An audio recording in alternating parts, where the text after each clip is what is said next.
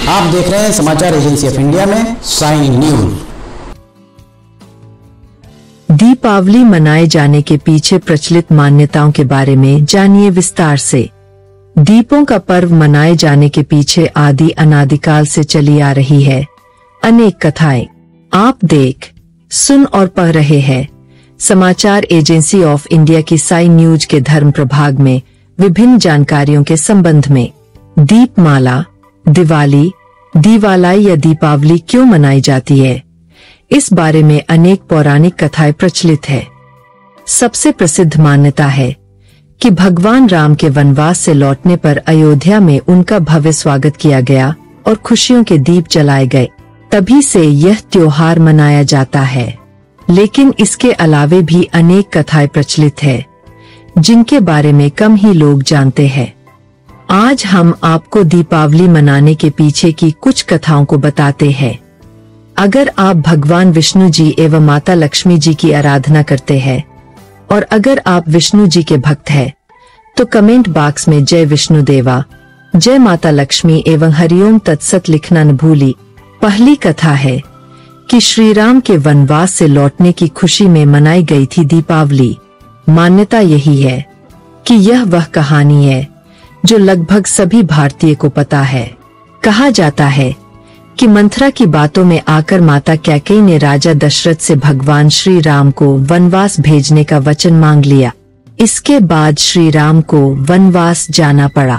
14 वर्षों का वनवास बिताकर जब भगवान श्री राम अयोध्या लौटे तो अयोध्या के नगर के वासियों ने उनका भव्य स्वागत किया। तभी से दीपावली मनाई जाती है। श्री राम अयोध्या कब लौटे, इस पर इतिहासकारों में मतभेद है, लेकिन परंपरा से दीपावली पर उनका आगमन हुआ था। दीपावली का पर्व श्री राम के पहले से ही मनाया जाता रहा है। जब प्रभु श्री राम अयोध्या लौटे तो सभी शहरवासी उनके आगमन के लिए उमड़ पड़े थे। कहते हैं कि कार्तिक अमावस्या को भगवान श्री राम अपना 14 वर्ष का वनवास पूरा करके अयोध्या लौटे थे। अयोध्या वासियों ने श्री राम के लौटने की खुशी में दीप जलाकर खुशियां मनाई थी। संपूर्ण शहर का रंग रोगन कर उसको दीपकों से सजाया गया था। सभी पुरुष, बच्चे और महिलाएं नए वस्त्रों में सजे धजे थे। मिठाइयां बांटी जा रही थीं और उत्सव मनाया गया। उस दौर में पटाखे नहीं होते थे तो पटाखे नहीं छोड़े गए। दूसरी कथा है पांडवों का अपने राज्य लौटना। महाभारत काल में कौरवों ने शकुनी मामा की मदद से शतरंज के खेल में पांडवों को हराकर छल पूर्वक उनका सब कुछ हड़प लिया और उन्हें राज्य छोड़कर 13 वर्ष के लिए वनवास जाना पड़ा। कार्तिक अमावस्या को पांचों पांडव युधिष्ठिर, भीम, अर्जुन, नकुल और सहदेव 13 वर्ष का वनवास पूरा कर अपने राज्य लौटे थे। उनके लौटने की खुशी में राज्य के लोगों ने दीप जलाए, खुशियां मनाई। माना जाता है कि तभी से कार्तिक अमावस्या को दीपावली मनाई जाती है।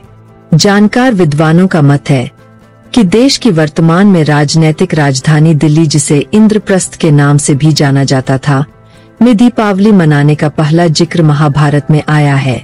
पांडव जब 12 वर्ष के वनवास व 1 वर्ष के अज्ञातवास से वापस लौटे थे, तब इंद्रप्रस्थ वालों ने दीपों से पूरे नगर को सजाया है। पुराणों में भी इसका जिक्र है। ऐतिहासिक तौर पर चंद्रगुप्त विक्रमादित्य के राज्याभिषेक के दौरान दीपावली मनाने की बात आई है। 7वीं सदी में हर्षवर्धन के नाटकों व 12वीं सदी में राजशेखर की काव्य मीमांसा में इसकी पुष्टि होती हुई प्रतीत होती है। विद्वानों का कहना है कि दीप पर्व की यह परंपरा आगे भी जारी रही। समन्वय करने की अपनी ताकत से भारतीय संस्कृति में दिल्ली के सुल्तानों व मुगलों पर भी असर डाला, लेकिन इस बार तक ऐतिहासिक प्रमाण मिलते हैं कि मुगल काल में भव्य तरीके से दीपावली मनाई जाती थी। इसका उल्लेख दरबारी व स्वतंत्र इतिहासकारों और यूरोपीय यात्रियों ने खूब किया है। कहा जाता है कि मिर्जा फैजुद्दीन उस दौर में बहादुर शाह जफर के दरबारी थे। उन्होंने 1885 में बज्म-ए-आखिर नाम की किताब लिखी थी। इससे पता चलता है कि 1719 से 1748 के बीच बड़े भव्य तरीके से दीपावली मनाई जाती थी। पूरे 3 दिन उत्सव चलता था। इस दौरान शाही महल में अंदर व बाहर जाना पूरी तरह प्रतिबंधित होता था। शहजादे और शहजादियां महल में अंदर मिट्टी के अंदर छोटे छोटे घरौंदे बनाते, उसकी सजावट करते। महल के मध्य में 40 फीट ऊंचा विशाल दीपक जो पूरी रात रोशनी देता था को जलाया जाता था। कहा जाता है कि इसकी रोशनी लाल किले से चांदनी चौक तक जाती थी। बादशाह को सोने और चांदी से तौला जाता, जिसे गरीबों में बांटा जाता था। जानकार विद्वानों का यह भी कहना है कि बादशाह अकबर से ज्यादा भव्य दीपावली मुगल बादशाह शाहजहां के काल की थी। इसमें अवरोध औरंगजेब के काल में आया। उन्होंने न तो दरबार में दीपावली नहीं मनाई, न ही इसे प्रोत्साहित किया। राजा विक्रमादित्य का राज्याभिषेक भी है इसे मनाने का एक कारण। कहा जाता है कि राजा विक्रमादित्य प्राचीन भारत के महान सम्राट थे। वे एक आदर्श राजा माने जाते थे। उन्हें उनकी उदारता, साहस, कुशाग्र बुद्धि आदि के लिए जाना है। कहा जाता है कि कार्तिक अमावस्या को ही उनका राज्याभिषेक हुआ था। ऐसे धर्मनिष्ठ राजा की याद में तभी से दीपावली का त्योहार मनाया जाता है। मां लक्ष्मी का अवतार इसी दिन हुआ था। जानकार विद्वान यह भी बताते हैं कि दीपावली का त्योहार हिंदी कैलेंडर के अनुसार कार्तिक महीने की अमावस्या को मनाया जाता है। कहा जाता है कि इसी दिन समुद्र मंथन के दौरान माता लक्ष्मी जी ने अवतार लिया था। मां लक्ष्मी को धन और समृद्धि की देवी माना जाता है, इसलिए हर घर में दीप जलने के साथ साथ हम माता लक्ष्मी जी की पूजा भी करते हैं। छठवें सिख गुरु की आजादी भी जुड़ी है इस पर्व से। जानकारों की माने तो इस त्योहार को सिख समुदाय के लोग अपने छठवें गुरु श्री हरगोविंद जी की याद में मनाते हैं। गुरु श्री हरगोविंद जी उन दिनों मुगल सम्राट जहांगीर की कैद में ग्वालियर की जेल में थे, जहां से मुक्त होने पर खुशियां मनाई गई। तभी से इस दिन त्योहार मनाया जाता है। नरकासुर वध की कथा भी जुड़ी है इस त्योहार से। दीपावली का त्योहार मनाने के पीछे एक और सबसे बड़ी कहानी है। कहा जाता है कि इसी दिन भगवान श्री कृष्ण ने नरकासुर राक्षस का वध किया था। नरकासुर उस समय प्रागज्योतिषपुर का राजा था। वह इतना क्रूर था कि उसने देवमाता अदिति की बालियां छीन ली। देवमाता अदिति श्री कृष्ण की पत्नी सत्यभामा की संबंधी थी। श्री कृष्ण की मदद से सत्यभामा ने नरकासुर का वध किया था। यह भी दीपावली मनाने का एक प्रमुख कारण बताया जाता है। अगर आप भगवान विष्णु जी एवं माता लक्ष्मी जी की आराधना करते हैं और अगर आप विष्णु जी के भक्त हैं, तो कमेंट बॉक्स में जय विष्णु देवा, जय माता लक्ष्मी एवं हरिओम तत्सत लिखना न भूली।